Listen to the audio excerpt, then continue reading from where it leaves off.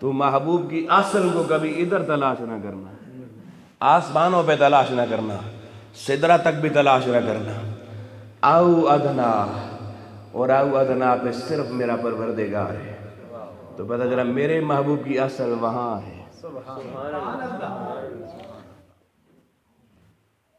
بھئی محبوب کی اصل پتہ چلی۔ اب مجھے بتائیں اللہ کا کوئی خاکہ بنا سکتا ہے؟ اگر کوئی اللہ کا خاکہ بنا دے آپ مانیں گے؟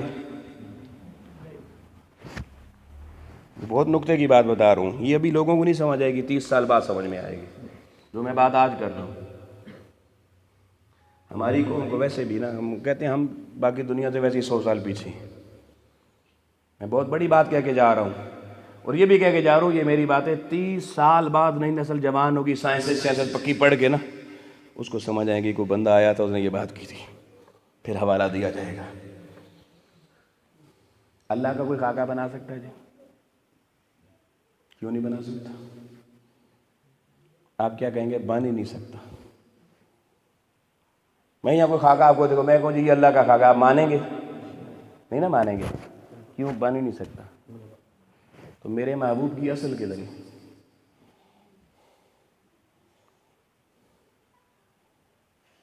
یہ راز جس امت کو سمجھ میں آ گیا نا، عالم کفر ویسے ہی جھک جائے گا، وہ کہے گا ہن تماشا چھوڑ دے یار، نہ مننی کو نہیں، یہ نا یہ بڑی گہری بات ہے لوگوں۔ اسی لیے جو مٹی سے بنے، مٹی والی ہوا جنہوں نے استعمال کی، مٹی کا پانی جنہوں نے استعمال کیا، مٹی کی حرارت جنہوں نے استعمال کی، یہ چلیں تو سایہ بنتا ہے، یہ چلیں تو کیا بنتا ہے؟ میرے محبوب کا سایہ تھا؟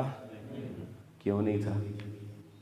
کہ ان کی جو اصل ہے اس کا سایہ کوئی نہیں، ان کی اصل کا،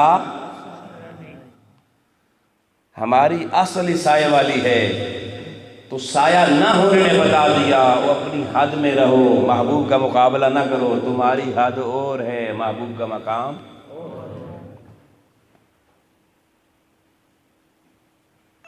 یہاں پہ نا ایک اعتراض پیدا ہو سکتا ہے، سوال کوئی کہہ سکتا ہے کہ اگر اس ہماری انسانیت میں سب سے بڑے پیکر تو حضور ہیں، تو حضور علیہ السلام کی اصل وہ ہے تو ہماری وہ کیوں نہیں ہے؟ ہو سکتا ہے سوال پیدا، ہم یہ کیا ڈپلو گپلو بنے ہوئے ہیں، ہماری اصل وہ کیوں نہیں ہے؟ تو یاد رکھنا انسانیت کی اصل حضور علیہ السلام ہے، مگر آگے باقی ارتقاء ہے۔ آپ پانی پیتے ہیں، اب میں کیمسٹری تھوڑی سی آپ کو سمجھانے جا رہا ہوں۔ پانی پیتے ہیں جی؟ نہیں کو لگتا ہے تو لوگ پانی نہیں پیندے جی،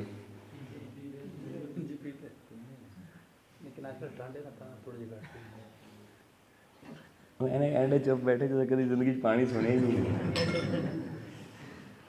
بھائی پانی پیتے ہیں؟ شکر ہے پانی پیتے ہیں۔ اچھا جو کیمسٹری پڑھتے ہیں نا بچے، انہیں پتہ ہے کہ پانی کا فارمولہ ہوتا ہے H2O، ہائیڈروجن اور آکسیجن دو گیسیں اس کے اندر ہوتی ہیں۔ آپ کہتے ہیں کہ یہ دو گیسیں ہیں نا، ایک گیس جلتی ہے، دوسری جلنے میں، ہائیڈروجن جلتی ہے، آکسیجن جلنے میں مدد دیتی ہے، اور پانی کیا کرتا ہے؟ نہ جلتا ہے نہ جلنے میں مدد دیتا ہے، جلتے ہوئے کو۔ اب دیکھیں اصل پیچھے کیا ہے؟ آکسیجن اور ہائیڈروجن، اور وہ دونوں کام کیا کرتی ہیں؟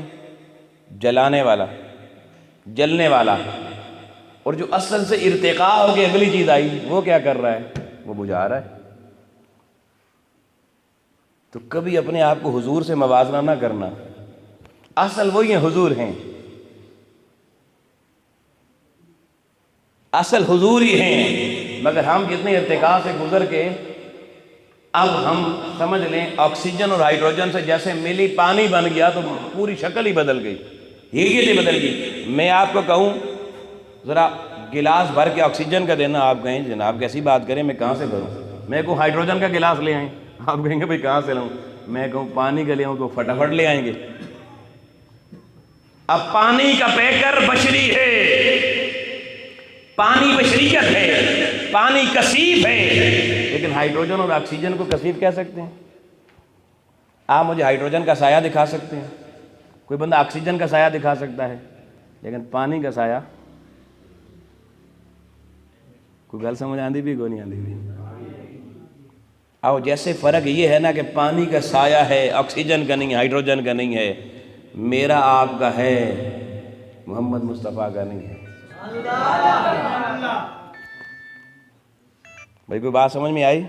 پتہ چلا انرجی اپنی شکلیں بدلتی رہتی ہے، یہ بچوں کو پڑھایا جاتا ہے۔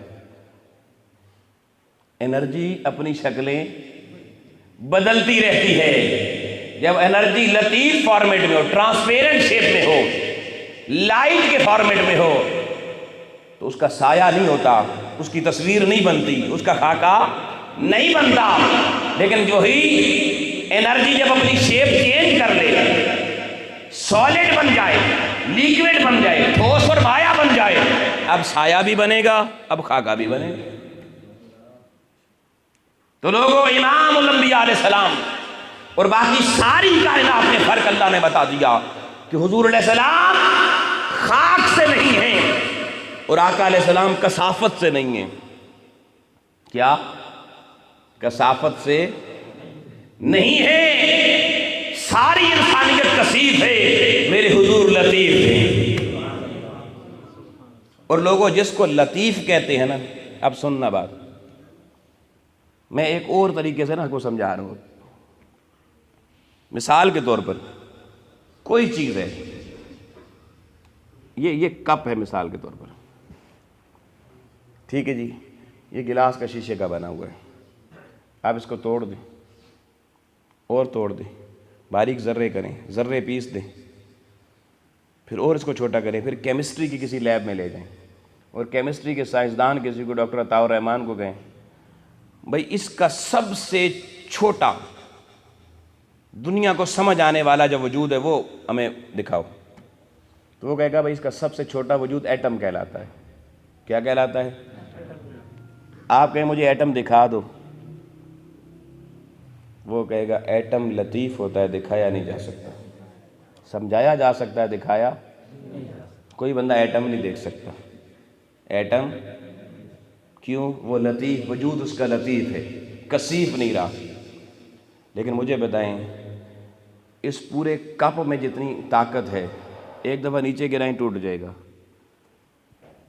اور ایٹم سے بننے والے ایٹم بم کے بارے میں کیا خیال ہے؟ پہاڑ بڑے بڑے توڑ دے گا، اور ایٹم بم جب چلتا ہے نا تو جو توڑتا ہے نا وہ پھر نظر نہیں آتا کسی کو۔ یہاں آپ 100 بندے مثال طور بیٹھے ہوئے ہیں نا، اگر ایٹم بم یہاں پہ پھٹ جائے تو یہ نہیں کہ آپ کی لاشیں پڑی ہوں گی، آنکھیں نکلی ہوئی ہوں گی، لاتیں ادھر پڑی ہوں گی، ٹانگیں ادھر پڑی ہوں گی، نہیں، آپ نظر ہی ختم ہو جائیں گے، آپ گئے کدھر، کوئی آپ کو تلاش نہیں کر سکتا۔ یعنی اس کی لطافت ایسی ہے کہ وہ جس چیز پہ ایکٹ کرتا ہے اس کو بھی لطیف بنا دیتا ہے، وجود ختم ہو جاتے ہیں۔ ایٹم میں ایسی طاقت ہے لوگوں جو پہاڑ میں نہیں ہے، پہاڑ کی کثافتیں ختم کر دیتا ہے۔ اس لیے کہتے ہیں لوگوں تمہارے وجود کثیف ہیں، صوفیاء اور عرفاء کہتے ہیں اللہ کے ولیوں کے پاس جا کے بیٹھا کرو اور ولیوں سے نسبت حضور مانگا کرو، فنا فی الشیخ سے فنا فی الرسول تک جایا کرو، فنا فی الرسول ہوگے تو فنا فی اللہ تک پہنچ جاؤ گے۔ یہ کیا فلسفہ دنیا ہم سے سوال کرتی ہے، یہ کیا فنائیت ہے؟ آؤ اس کا راز بتانے جا رہا ہوں۔ لوگوں، ایٹم جب فنا میں آتا ہے، اس عالم فنا میں ایٹم بم بن کر وہ جہاں جہاں جاتا ہے ہر چیز کو کثافتیں ختم کر کے لطیف کرتا چلا جاتا ہے، کثیف بدن ختم کر دیتا ہے، ہر کثافت اس کے سامنے مٹتی چلی جاتی ہے۔ اور لوگوں، اللہ کا ولی وہ ہوتا ہے جو اپنا وجود، اپنا قلب مصطفیٰ کے قریب لے کے جاتا ہے۔ جب قلب مصطفیٰ کی لطافت کا سایہ قلب ولی پہ پڑتا ہے تو ولی کا قلب بھی کثیف نہیں، لطیف بن جاتا ہے۔ اور پھر جب کوئی مرید اپنا کثافتوں بھرا تاریک دل لے کر کسی اللہ کے ولی کے پاس جاتا ہے